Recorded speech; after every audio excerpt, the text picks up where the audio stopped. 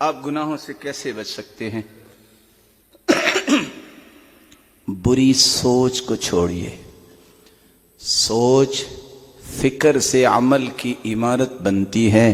سوچ اچھی بنائیے. برے دوستوں کو چھوڑیے. دوست تمہارے دین کو بدلنے کے لیے بہترین فوڈ پوائزنگ ہے، بہترین جو ہے سلو پوائزنگ ہے.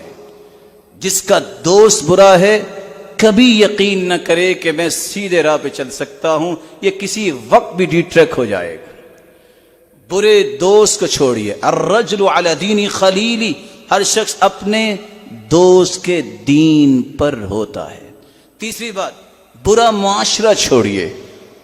معاشرہ، معاملات، تعلقات بروں سے توڑیے.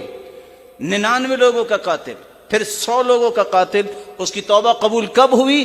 جب اس سے کہا گیا ائتی قریۃ کذا وکذا فانہم یعبدون اللہ، چھوڑو اس بستی کو، اس جگہ چلے جاؤ جہاں خالص اللہ کی عبادت کرنے والے ہیں.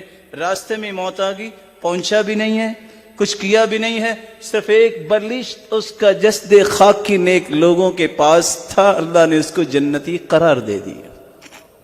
بری سوچ چھوڑیے، برے دوست چھوڑیے، برا معاشرہ چھوڑیے، اور زندگی میں ایک مرتبہ قرآن مجید کا ترجمہ پڑھ کے یہ سمجھیے کہ پچھلی قوموں کے ساتھ ہوا کیا ہے جو باز نہیں آئے.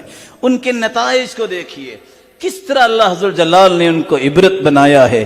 اور 5ویں اور آخری بات، دعا کرنا شروع کریں. دعا بہت بڑی نعمت ہے. یہ ایسی عبادت ہے 24 گھنٹے میں جب چاہو کر سکتے ہو، کوئی پابندی نہیں ہے.